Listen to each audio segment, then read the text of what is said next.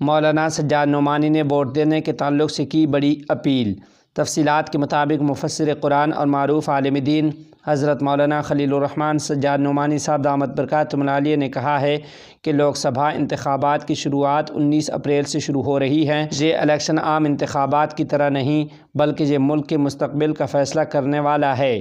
انہوں نے آج یہاں جاری ایک بیان میں کہا کہ ہندوستان کا ایک ذمہ دار شہری ہونے کے ناطے میں تمام ہم وطنوں سے اپیل کرتا ہوں کہ آپ کا ہر ووٹ بہت قیمتی ہے اور اس کا اثر بہت دور تک پڑے گا، اس لیے آپ سب اپنا قیمتی ووٹ ڈالنے کے لیے پولنگ بوتھ تک ضرور جائیں۔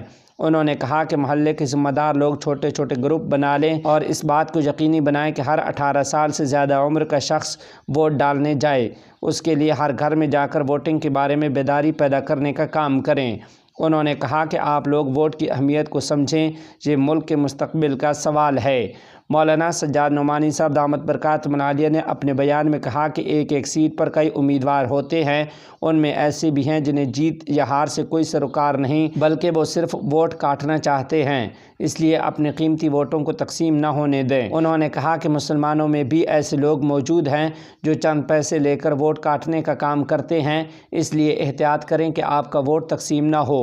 مولانا سجاد نعمانی نے کہا کہ نفرت پھیلانے اور معاشرے کو تقسیم کرنے والی جماعت سے تعلق رکھنے والے امیدوار کو اپنے ووٹ کی طاقت سے روکیں۔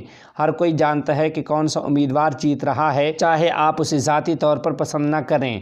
ہمیں اور آپ کو اپنی پسند اور ناپسند سے اوپر اٹھ کر دیکھنا چاہیے کہ ہمارے ملک کے لیے بہتر کیا ہے۔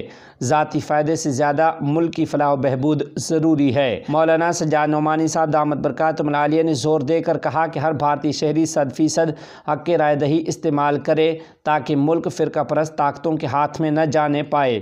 آپ کا ووٹ ملک کی ترقی، محبت، ہم آہنگی اور معاشرے میں اعتماد کے لیے ہونا چاہیے۔